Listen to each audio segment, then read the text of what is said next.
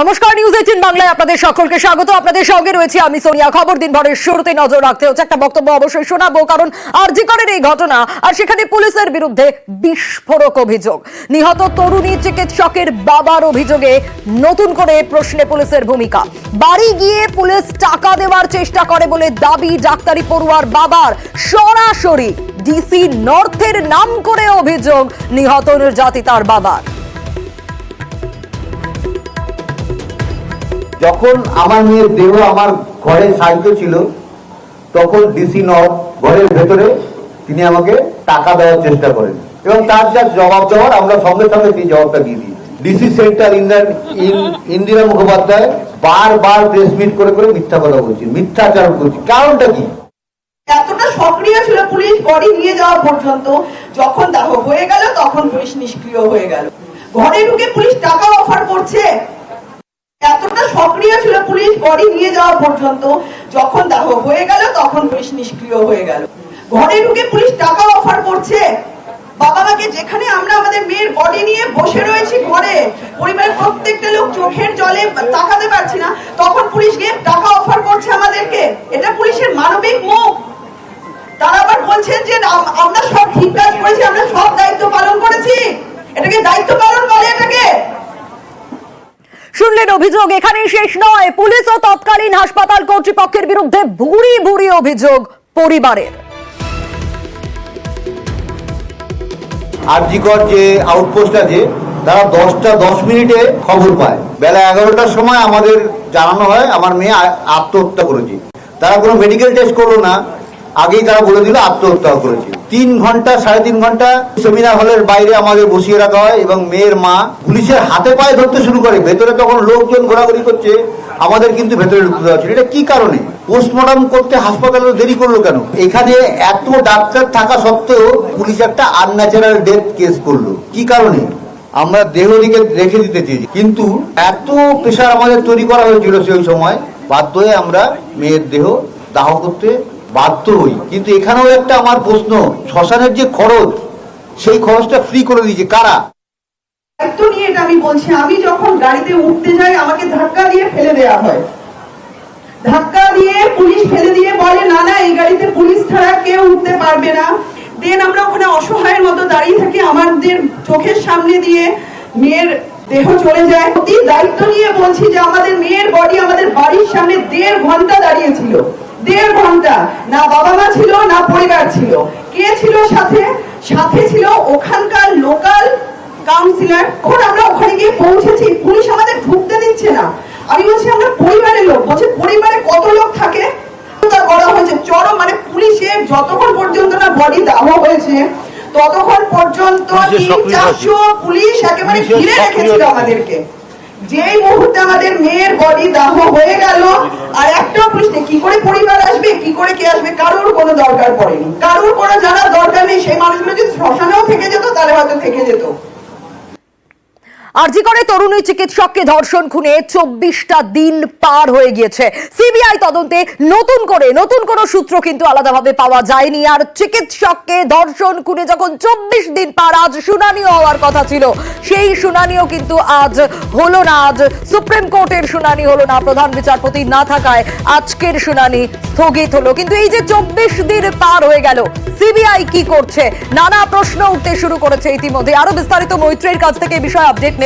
মৈত্রী, দেখো, সিবিআই তরফ থেকে তদন্তভার গ্রহণ করার পর বেশ অনেকদিন কেটেছে এবং ইতিমধ্যে সিবিআই তরফ থেকে এক প্রস্থ প্রাথমিকভাবে রিপোর্ট জমা দেওয়া হয়েছিল, যেটা 22 তারিখের শুনানি যখন হয়, গত মাসের 22 তারিখে যখন শেষ শুনানি হয়েছিল আরজিকর মামলার, সেই সময় সিবিআই একটি মুখবন্ধ খামে তাদের তদন্তের কতটা অগ্রগতি হয়েছিল সেটা জানিয়েছিল এবং একই সঙ্গে তারা যে টেস্ট, লাই ডিটেক্টর যে টেস্ট করতে চান, সেই অনুরোধও কিন্তু তারা সুপ্রিম কোর্টের কাছে তারা উল্লেখ করেছে এবং সেই বক্তব্য তারা জানিয়েছিলেন। আজকে শুনানিতে পরবর্তী তদন্ত কতটা এগোলো এবং কারা কারা দোষী হিসেবে তারা আর কাদেরকে চিহ্নিত করতে পেরেছেন বা দোষীদেরকে তারা আদৌ চিহ্নিত করতে পেরেছেন কিনা, সেই দিক থেকে একটা তদন্তের অগ্রগতির ব্যাপারে একটা দিশা পাওয়ার সম্ভাবনা ছিল। কিন্তু যেহেতু প্রধান বিচারপতি তিনি আজকে অনুপস্থিত থাকছেন, আজকে মামলার শুনানি হয়নি এবং আজকে সন্ধ্যেবেলায় একটি নোটিশ সুপ্রিম কোর্টের তরফ থেকে ইস্যু করা হবে এবং সেখানেই জানা যাবে যে এই মামলার পরবর্তী শুনানি কবে হবে। সেই শুনানির দিন আশা করা যায় যে সেদিন সুপ্রিম কোর্টের কাছে সিবিআই এর যে রিপোর্ট, যা ইতিমধ্যেই আজকে জমা দেওয়ার কথা ছিল সিবিআই তরফ থেকে, সেটা আমরা যেটা সূত্র মারফত জানতে পারছি সেটা রেজিস্ট্রারের কাছে ইতিমধ্যেই জমা পড়ে গিয়েছে এবং সেই রিপোর্ট প্রকাশ্যে আসতে পারে এবং সর্বোচ্চ আদালত কোন দিকে মামলার অগ্রগতি এগোচ্ছে সে নিয়ে একটা দিশা দিতে পারে। বেশ মৈত্রী, আমরা খুবই ডিসঅ্যাপয়েন্টেড এই জিনিসটা নিয়ে যে আমরা এতদিন ওয়েট করেছি জাস্টিসের জন্য, এটাও কি তারিখ পে তারিখ এরকম হতে থাকবে জিনিসটা? আবার কি জাস্টিস পেতে আমাদের এতটাই দেরি হবে? তো সেই দিক থেকে আমরা কিছুটা ডিসঅ্যাপয়েন্টেড। সোশ্যাল মিডিয়ায় নির্যাতিতার ছবি পোস্ট বিতর্ক, সিবিআই কে অনুসন্ধানের নির্দেশ হাইকোর্টের তরফ থেকে। নির্যাতিতার কোন রকম ছবি পোস্ট করা যাবে না জানানো হয়েছিল, কিন্তু ছবি পোস্ট নিয়ে বিতর্ক তৈরি হয়। ছবি বিতর্কে পুলিশি নিষ্ক্রিয়তার অভিযোগে জনস্বার্থ মামলা দায়ের হয় কলকাতা হাইকোর্টে। আরো ডিটেল জানাতে পারবে অর্ণব, রয়েছেন আমার সঙ্গে। অর্ণব, কি জানানো হচ্ছে হাইকোর্টের তরফ থেকে, কি নির্দেশ? দেখো, কলকাতা হাইকোর্টে আইনজীবী তৃপ্তি পান্ডে একটি জনস্বার্থ মামলা করেন। সেই মামলার মূল অভিযোগ ছিল যে আরজিকর কাণ্ডে নির্যাতিতা ওই চিকিৎসক তার ছবি এবং নাম ব্যবহার করে ও অ্যাকাউন্ট থেকে সোশ্যাল মিডিয়ার নানা ধরনের মন্তব্য করা হচ্ছে বা বিতর্কিত মন্তব্য করা হচ্ছে এবং এই ঘটনা সম্পূর্ণভাবে নিষিদ্ধ হয়েছে কলকাতা হাইকোর্টের আগের নির্দেশে। একইভাবে সুপ্রিম কোর্টও সেই নির্দেশের উপর কোনো পেন চালায়নি। এই অবস্থায় যে সাইবার সেল রয়েছে আমাদের রাজ্যে বা পুলিশ রয়েছে, তারা কিন্তু এই বিষয়গুলো নিয়ে কোনো রকম পদক্ষেপ করছে না। এই বিষয়টি জানার পরই আরজিকর কাণ্ডের মূল মামলার তদন্তের সঙ্গে সিবিআইও এই পুরো বিষয়টা জনস্বার্থ মামলায় আসা অভিযোগ, অর্থাৎ সোশ্যাল মিডিয়া নির্যাতিতার ছবি, তাকে নিয়ে মন্তব্য, এই যে অভিযোগ তার অনুসন্ধান করবেন এবং অনুসন্ধান করার পর সিবিআই এর যুগ্ম অধিকর্তা তিনি 18ই সেপ্টেম্বর একটি রিপোর্ট দাখিল করবেন কলকাতা হাইকোর্টে এবং সেই রিপোর্ট পাওয়ার পরই পরবর্তী পদক্ষেপ। এক্ষেত্রে আরো চাঞ্চল্যকর বিষয় এই পুরো বিষয়কে জড়িয়ে কেন্দ্রের অ্যাটর্নি জেনারেল তার নাম ব্যবহার করে সোশ্যাল মিডিয়া বিভিন্ন মাধ্যমে ভুয়ো খবর বা ফেক খবর ছড়াচ্ছে, এমনটা অভিযোগ করেন কেন্দ্রের অতিরিক্ত সলিসিটর জেনারেল এবং এই বিষয়টি গুরুত্ব পাচ্ছে বিভিন্ন দিক থেকে। তাই প্রধান বিচারপতির কাছে অ্যাটর্নি জেনারেলের এই বিষয়টি উত্থাপন করে কেন্দ্র জানায় যে রাজ্যের কাছ থেকে এই নিয়ে একটা রিপোর্ট চাওয়া হোক। যদিও প্রধান বিচারপতি জানিয়েছেন, অর্থাৎ তার ডিভিশন বেঞ্চ জানিয়েছে, যেহেতু মূল মামলা ধর্ষণ খুনের মামলা সিবিআই তদন্ত করছে, তাই তাদেরকে আপাতত অনুসন্ধানের দায়িত্ব হাইকোর্ট দিল। তাদের রিপোর্ট দেখার পরেই এ বিষয়ে পরবর্তী পদক্ষেপ রাজ্যের কাছ থেকে রিপোর্ট চাইবে কিনা আদালত পরে স্থির করবে। বেশ,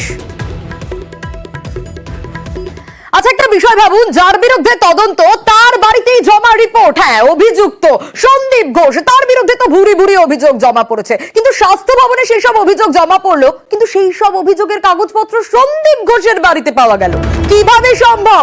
নানা প্রশ্ন এখান থেকেই উঠতে শুরু করেছে, কারণ দুর্নীতির তদন্তে চাঞ্চল্যকর দাবি সিবিআই এর। সন্দীপের বিরুদ্ধে দুর্নীতির একাধিক অভিযোগ আর অরিজিনাল কপিগুলো সেই অভিযোগের সব পাওয়া গিয়েছে সন্দীপ ঘোষের বাড়ি থেকে। অমিত আরো বিস্তারিত জানাতে পারবে। অমিত, অভিযোগের অনুসন্ধান রিপোর্ট, অভিযোগের অরিজিনাল কপি, সেই সব কিছু সন্দীপ ঘোষের বাড়িতে, এখান থেকে তো একটা বড় প্রশ্ন উঠতে শুরু করে। একেবারে দেখো, সন্দীপ ঘোষ যাকে ঘিরে এত অভিযোগের পাহাড়, সন্দীপ ঘোষের বাড়িতেই অভিযোগপত্রের অরিজিনাল কপি।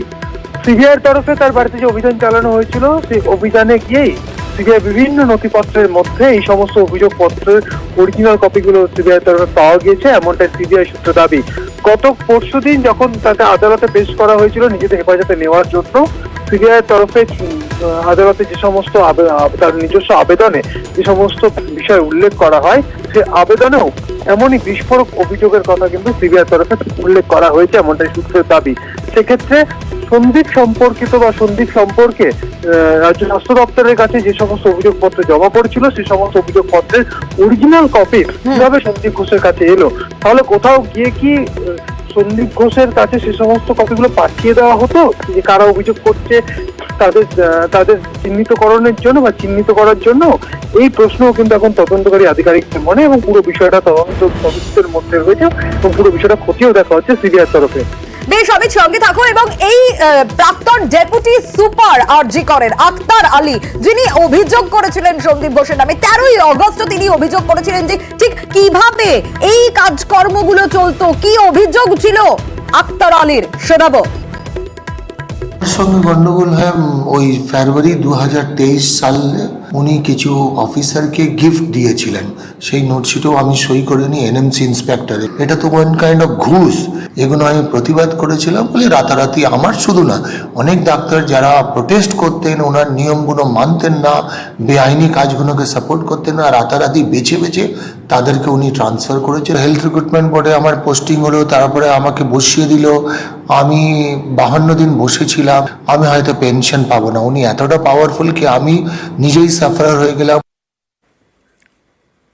আর এই দুর্নীতির তদন্তে সিবিআই স্ক্যানারে রয়েছে 3 জন চিকিৎসক, যারা একাধিক কাজে এই সন্দীপ ঘোষকে সহায়তা করত। 3 চিকিৎসক তারা ইতিমধ্যেই সিবিআই স্ক্যানারে, কারণ সন্দীপ ঘোষকে মদত দেওয়ার অভিযোগ রয়েছে তাদের বিরুদ্ধে। আর প্রতিবাদ করলে আবার হুমকিও দেওয়া হতো। কারা কারা র্যাডারে রয়েছে, কি জানা যাচ্ছে এ বিষয়ে আরো বিস্তারিত অমিত জানাতে পারবে। অমিত, আরজিকর দুর্নীতির তদন্তে সিবিআই স্ক্যানারে এবার 3 চিকিৎসক, কি অভিযোগ তাদের বিরুদ্ধে মূলত? 3 জন চিকিৎসকের মদতেই এই সন্দীপ ঘোষের বারবারন্ত এমন তথ্য কিন্তু উঠে আসছে। বিভিন্ন অভিযোগ সন্দীপ ঘোষের বিরুদ্ধে, যে সমস্ত কাজ তিনি বেআইনি ভাবে করেছেন, সেই সমস্ত কাজ করার ক্ষেত্রে তিনি যে একা করেছেন এমনটা নয়। নেক্সাসের কথা বলা হচ্ছে সিবিআই তরফে, সেখানে 3 জন যারা স্বাস্থ্য দপ্তর ঘনিষ্ঠ, এমনটাই সিবিআই সূত্রে দাবি করা হচ্ছে। তাদের মদতে অস্থায়ী কর্মী নিয়োগের বিষয়টিও হয়েছিল, এমনটা কিন্তু তথ্য উঠে আসছে সিবিআই আধিকারিকদের কাছে। সেক্ষেত্রে এই 3 জন চিকিৎসকের মদতে বিভিন্ন সময় সন্দীপ বিভিন্ন কাজ করে গিয়েছে। এছাড়া এই কর্মী নিয়োগের ক্ষেত্রে যে ক্ষোভ তৈরি হয়েছিল আরজিকরের অন্দরে, সেই সময় যারা ক্ষোভ দেখেছিলেন তাদেরকে হুমকিও দেওয়ার ক্ষেত্রে এই 3 জনের একটা অগ্রণী ভূমিকা রয়েছে। এই তথ্য আধিকারিকরা পেয়েছেন। সব মিলে তারা এই মুহূর্তে স্ক্যানারে রয়েছেন এবং তাদের আগামী দিনে হয়তো দেখে জিজ্ঞাসাবাদ করা হবে, এমনটা সিবিআই সূত্রে খবর। বেশ,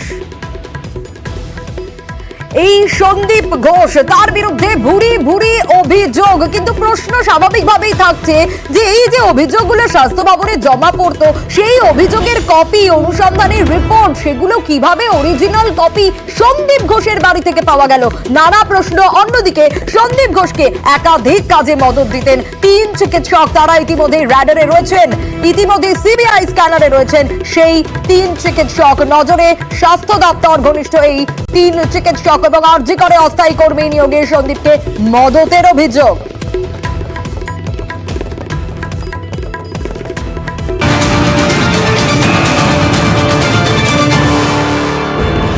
মাথাভাঙার দিকে নজর রাখতেই হচ্ছে। মাথাভাঙায় আরজিকরের প্রতিবাদে হামলা, গতকাল রাতে হামলার অভিযোগ এবং সেই প্রতিবাদের হামলায় 3 জনকে গ্রেপ্তার করা হয়েছে। 3 জনকে গ্রেপ্তার করা হয়েছে। আরো বিস্তারিত রাজেশের কাছ থেকে জানবো। রাজেশ, দেখো, গতকাল মাথাভাঙার চৌপতিতে একটি আরজিকর ঘটনার প্রতিবাদে একটি প্রতিবাদ কর্মসূচি ছিল এবং সেই প্রতিবাদ কর্মসূচিতে প্রদ্যুৎ সাহা নামে একজনকে মারধর করা হয় এবং সেই ঘটনার পরিপ্রেক্ষিতে কিন্তু আজ মাথাভাঙা থানায় লিখিত অভিযোগ করা হলো। তারা কারা? দেখো, যেটা আমরা জানতে পারছি যে 3 জনকে গ্রেপ্তার করা হয়েছে তারা তৃণমূল কর্মী এবং এই বিষয় নিয়ে মাথাভাঙা অতিরিক্ত পুলিশ সুপার সন্দীপ গড়াই তিনি জানিয়েছেন যে এই যে ঘটনায় লিখিত অভিযোগের ভিত্তিতেই 3 জনকে গ্রেপ্তার করা হয়েছে এবং গোটা ঘটনা তদন্ত করছে। তবে এই যে ঘটনা, এই প্রতিবাদ কর্মসূচিতে শেষ দিকে যে হামলার ঘটনা, এটা নিয়ে কিন্তু নিন্দায় সরব হয়েছেন মাথাভাঙার সাধারণ মানুষ এবং পরবর্তীতে যেন এই ধরনের ঘটনা না ঘটে সেই দিকেও কিন্তু সেই বিষয়েও তারা জানিয়েছেন। বেশ, মাথাভাঙার ঘটনায় ক্ষুব্ধ তৃণমূল এক স্যান্ডেলে পোস্ট করেছেন কুণাল ঘোষ। ঘটনাকে সমর্থন করে না তৃণমূল, জানান তিনি।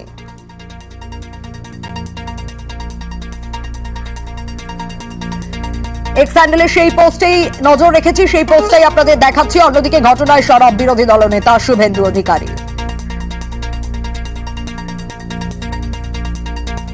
মাথাভাঙার ঘটনা আমরা জানি, কোচবিহারে যে রাজনৈতিক দুর্বৃত্তায়ন হচ্ছে পুলিশের মদতে, এটা তার একটা খণ্ডচিত্র। এইটা যে আক্রমণের ঘটনা ঘটবে এটা জেলার পুলিশ সুপার দ্যুতিমান ভট্টাচার্য জানতেন। তিনি স্থানীয় আইসি কে বলেছেন তৃণমূল কংগ্রেসের কোনো জমায়েত বিক্ষোভ বাধা দানে বাধা দেওয়া যাবে না। হেমন্ত শর্মা তার হাত পা কার্যত বেঁধে দেওয়া হয়েছিল এসপির নির্দেশে, এবং এই কাজগুলো অরবিন্দ মিনা ওখানকার ডিএম আর জেলা পুলিশ সুপার মিলেই করছেন। মুখ্যমন্ত্রীর সমস্ত দায়ভার কাঁধে নিয়ে পদত্যাগ করা